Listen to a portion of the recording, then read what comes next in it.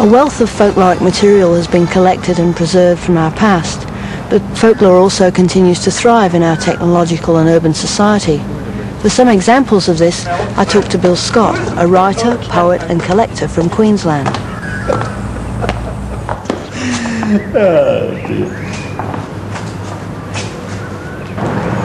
Bill Scott, your long involvement in folklore of all kinds has led you to the urban myth.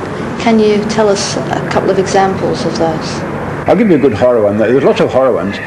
What about the fellow who was riding the twin Norton Dominator up the hill, you know, most powerful motorbike, up the hill, and he swung out to pass an old truck, tabletop truck, with a load of second-hand roofing iron on the back of the truck.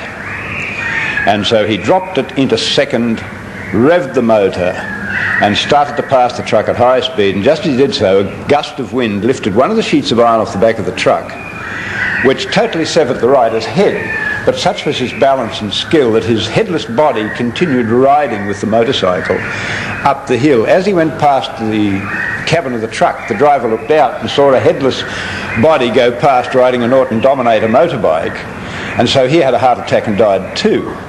Now, there is an alternative ending to this song, this story. Some people say at this stage that's the end of the story. But I recently got another marvellous alternative ending saying, the truck careered out of control into a queue of school children waiting to catch a bus. And of course they're never written down, are they? They're just passed around by people? Look, they're normally passed around by people who say, this happened to a friend of my aunt's, or this happened to a friend of mine, or my uncle knew this bloke when he lived in Mackay in Queensland. But you hear these stories, they're cited all over the world, and you find them in collections from other countries too, but they all happen here in Australia according to local legend. Such urban myths reflect the horror and insanity of the modern world, as well as the love of a good story.